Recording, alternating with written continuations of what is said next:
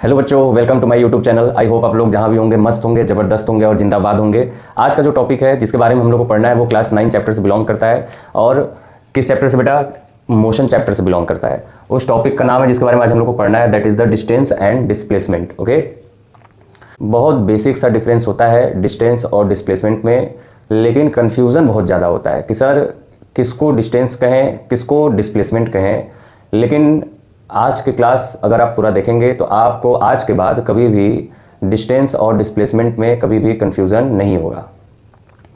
ये डिस्प्लेसमेंट जो टर्म है ये आपके 9th, 10th, 11th, 12th तक के फिजिक्स में हमेशा आता रहेगा। इसीलिए डिस्प्लेसमेंट टर्म का मीनिंग जो होता है उसको क्लियर करना अभी बहुत ही इम्पोर्टेंट है। तो पहले हम लोग इनके डिफिनीशन के बारे में देखते हैं, फिर उसके बाद एग्जाम्पल के थ्रू समझेंगे कि डिस्टेंस और डिस्प्लेसमेंट दोनों में डिफरेंस क्या होता है। ओके, तो यहाँ पे डिस्टेंस का डिफिनीशन दिया हुआ है। क्या बोलता है डिफिनीशन डिस्टेंस का? Distance is the actual path length और total path length between two points. ठीक है, क्या बोला कि किसी दो पॉइंट के बीच में, है ना, जो कोई भी दो पॉइंट हो गया, इन दोनों के बीच में जितना भी टोटल पाथ लेंथ है, मतलब रास्ते का जो नापन है टोटल, वही आपका क्या कहलाता है? डिस्टेंस कहलाता है। अगर सिंपल भाषा में देखें तो आप अगर अपने घर से अपने नानी के घर गए तो आप अपने घर से चलना स्टार्ट किए, चलते चलते जितना भी आप चले, समझ में आया, नानी के घर पहुंचने तक आप जितना भी चले वही आपका क्या कहलाएगा? डिस्टेंस कहलाएगा। क्या कहलाएगा? डिस्टेंस। जैसे यहाँ पे शॉर्ट फॉर्म में अगर लंबे समय तक याद रखने के लिए ट्रिक क्या है सर?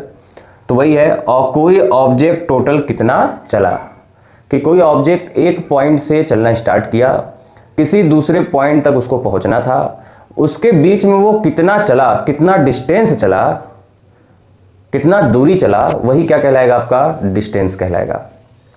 ओके, अगला जो है हमारा क्या है बच्चों? डिस्प्लेसमेंट। कि डिस्प्लेसमेंट क्या होता है? तो डिस्प्लेसमेंट का डेफिनेशन पहले देख लेते हैं, फिर उसके बारे में समझेंगे क्या होता है। तो जैसे displacement is the shortest path. Shortest मतलब क्या होता है? तो इंग्लिश में पढ़ेंगे शॉर्ट, शॉर्टर, शॉर्टेस्ट। मतलब ढेर सारे रास्ते हैं, लेकिन उनमें सबसे छोटा रास्ता जो होगा किसी एक पॉइंट और दूसरे पॉइंट के बीच में, उस शॉर्टेस्ट रास्ते को, पाथ को और उसकी लंबाई को हम लोग क्या कहेंगे? डिस्प्लेसमेंट कहेंगे। शॉर्टेस्ट पाथ लेंथ, ठीक है, between initial and final position of the object. कि जैसे कि मुझे यहां से चलना था, ओके, यहां जाना था, यहां जाना था, तो ए से चले, बी पे पहुंचे, सी पे। ओके, चले कहां से बेटा बच्चों? ए से। पहुंचना कहां है? सी पे। तो जहां से स्टार्ट किए चलना वो हो गया हमारा इनिशियल पोजीशन। क्या हो गया? Initial position. क्लियर है? कहां तक पहुंचना था? बी तक पहुंचना था कि सी तक पहुंचना था? सी तक पहुंचना था। तो सी हमारा हो जाएगा फाइनल पोजीशन। क्या हो जाएगा? Final position. क्लियर है? तो मान लीजिए कि ए से बी जो चला ऑब्जेक्ट वो कितना चला? 1 किलोमीटर। बी से सी चला 2 किलोमीटर, है ना। तो सर डिस्प्लेसमेंट क्या कहता है? शॉर्टेस्ट पाथ, सबसे छोटा रास्ता किसके बीच में? इनिशियल और फाइनल। तो इनिशियल हमारा ये हो गया, फाइनल हमारा ये हो गया। अब जरा बताइए, अगर हमको फाइनल से वापस इनिशियल जाना है, दैट इज सी से अगर ए जाना है, तो मैं सी से बी जाऊं फिर बी से ए जाऊं, ये रास्ता छोटा होगा, कि सी से मैं डायरेक्ट यहां पहुंच जाऊं, कि ये रास्ता छोटा होगा। तो सिंपल सा दिख रहा है सर, ये वाला जो रास्ता है ये इन सभी रास्तों में से सबसे छोटा रास्ता है। किसके बीच में? इनिशियल और फाइनल के पोजीशन में। तो बच्चा ये वाला जो डिस्टेंस निकलेगा, दूरी निकलेगा, ये शॉर्टेस्ट पाथ का है, इसीलिए इसको डिस्टेंस ना कह के क्या कह देंगे? डिस्प्लेसमेंट कह देंगे। क्लियर है? डिस्टेंस क्या हुआ इसमें?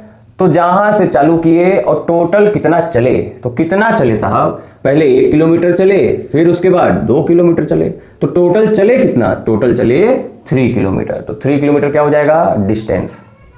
ओके, अब यहाँ पे तो एक और एग्जांपल के थ्रू समझ लेते हैं डिस्टेंस क्या होता है और डिस्प्लेसमेंट क्या होता है, समझ में आ जाएगा। देखिए एक ऑब्जेक्ट है, मान लीजिए कोई इंसान ही है, ओके, जो कि कहां से चलना चालू किया, ए से दौड़ के पहले कहां पहुंचा, ई तक। तो मतलब पहला रास्ता क्या हुआ, ए से ई तक गया पहला, फिर ई से चल के वापस आ गया सी तक। तो मतलब दूसरा रास्ता क्या हुआ सर, ई टू सी हो गया।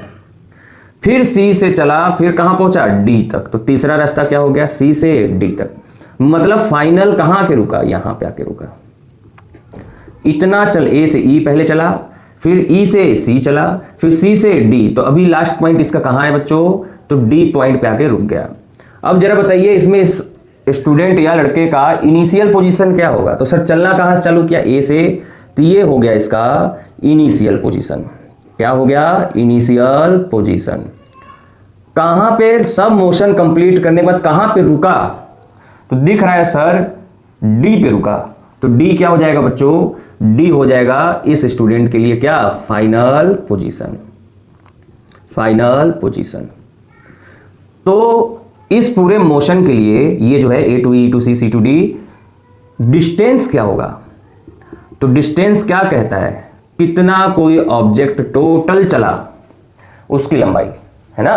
टोटल कितना चला, तो पहले कहां से कहां गया, ए से ई गया, तो कितना चला, यहां 10 20 40 5, कितना हो गया टोटल जोड़ेंगे, 10 20 30 किलोमीटर, 30 40 70 किलोमीटर, 70 5 75, मतलब ए टू ई चला 75 किलोमीटर। क्लियर है। फिर उसके बाद ई से कहां गया, ई से गया सर सी तक। तो ई से सी, तो ई से पहले डी गया होगा, डी से पहले कहां, सी गया होगा, ठीक है, फिर उसके बाद सी गया होगा। तो ई टू डी 5 और 40, मतलब ई से सी चलने में कितना किलोमीटर चला सर, 45 किलोमीटर, 45 किलोमीटर चल लिया। अब सी पे पहुंचने के बाद फिर कितना चला, सी से कहां गया, डी पॉइंट पे। तो सी से डी पॉइंट के बीच की दूरी कितनी है, 40 किलोमीटर, है ना। तो डिस्टेंस क्या कहता है, टोटल कितना हमने दूरी लंबाई तय की, वही है आपका डिस्टेंस। तो सर कितना चला, सबको जोड़ देंगे तो क्या निकल जाएगा, डिस्टेंस जोड़ दीजिए, 5 5 10 0 0, कैरी गया 1, 4 4 8 8 7 15 15 1 16। तो सर टोटल डिस्टेंस जो आया वो आया 160 किलोमीटर। क्लियर है, टोटल जितना चला। अब यहां पे हम क्या निकाल ले, डिस्प्लेसमेंट। डिस्प्लेसमेंट, तो डिस्प्लेसमेंट कहता क्या है, शॉर्टेस्ट, सभी रास्तों में सबसे छोटा रास्ता किसके बीच में, इनिशियल पोजीशन और फाइनल पोजीशन के बीच में। तो सबसे छोटा रास्ता क्या होगा कि जैसे गया था उसी रास्ते पे वापस आ जाए, नहीं सर तब तो 160 किलोमीटर वापस चलना पड़ जाएगा, ये तो शॉर्टेस्ट नहीं हुआ। कि डी से डायरेक्ट भाग जाए ए पे, डी से डायरेक्ट कहां भाग जाए, ए पे भाग जाए। अगर जिस रास्ते से आया था उस रास्ते से चलना, वापस जाना होता उसको फाइनल से इनिशियल, तो 160 किलोमीटर चलना पड़ता। लेकिन अगर डी से डायरेक्ट कहां आ जाए, ए पे, तो इसको सिर्फ कितना चलना पड़ेगा, 40 20 60 10 70। मतलब फाइनल पोजीशन से अगर इसको इनिशियल पोजीशन पे आना है तो इस पूरे पाथ में सबसे छोटा रास्ता मेरे को यही दिख रहा है, डी से मैं डायरेक्ट कहां आ जाऊं, ए तक। तो 40 20 और 10 कितना हो जाएगा, 70 किलोमीटर। क्लियर है। तो डिस्टेंस टोटल कितना चलते हैं, डिस्प्लेसमेंट सबसे छोटा रास्ता इनिशियल और फाइनल पोजीशन के बीच में जो होता है वो क्या होता है, डिस्प्लेसमेंट होता है। आई होप आप लोग को डिस्टेंस और डिस्प्लेसमेंट क्लियर हो गया होगा। इसमें कुछ छोटा सा टर्म है, डिस्टेंस जो आपका होता है बच्चों वो स्केलर क्वांटिटी होता है, मतलब इसमें मैग्नीट्यूड तो होता है लेकिन कोई भी डायरेक्शन नहीं होता, किधर जाना किधर नहीं जाना, बस चलते रहें और जितना चल दिए वही क्या हो गया, डिस्टेंस। डिस्प्लेसमेंट में डायरेक्शन, मैग्नीट्यूड के साथ क्या आ जाता है, डायरेक्शन भी आ जाता है।